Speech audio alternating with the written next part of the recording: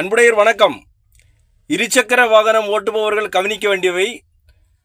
முதலாவதாக நாம் செய்ய வேண்டியது, இருசக்கர வாகனம் ஓட்டும் போது நம்ம ஹேண்டில் நம்ம ரொம்ப ஸ்ட்ராங்காக பிடிக்கணும்.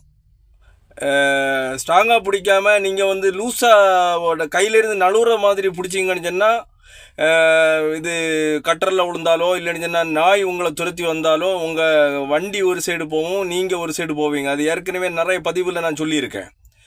அப்புறம் நிறைய பேர் அடிக்கடி விழுந்துட்டு வராங்க. என்னென்னு கேட்டால், நாய் குறுக்க சாடிச்சுங்க. அதாவது சின்ன சின்ன பசங்க கையில் வண்டி கிடச்சுன்னா முறுக்கி பிடிச்சிட்டு போவாங்க. அது நமக்கு தெரியும். கண்ட்ரோல் இல்லாமல் போவாங்க, ஹெல்மெட் வைக்க மாட்டாங்க. அப்படியெல்லாம் பிரச்சனை இருக்குது.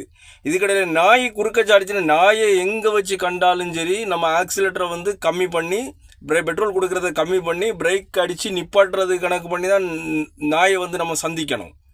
அது ஒரு பாயிண்ட்டு. அப்புறம் நாய் குறுக்க சாடிச்சுன்னா பிரேக் அடித்து நிப்பாட்டு, இல்லைன்னா நாய் துரத்திட்டு வந்தாலோ குறைச்சிட்டு கடிக்க வந்தாலோ பிரேக் அடித்து நிப்பாட்டுனா அது திரும்பி ஓடிடும்.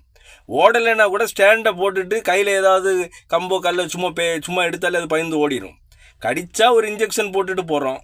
அதுக்கு பயந்து நம்ம ஆக்சிலேட்டர் கேபிளை நல்லா முறுக்கி ஸ்பீடாக போய் வேகமாக போய் ஏதாவது போஸ்ட்லேயோ எங்கேயாவது இடித்து நம்ம கீழே விழுந்தோன்னு சொன்னால், நமக்கு தலைக்கு அடிபட்டுருந்துச்சுன்னா அது ஆளுக்கு உயிருக்கு ஆபத்து வரும்.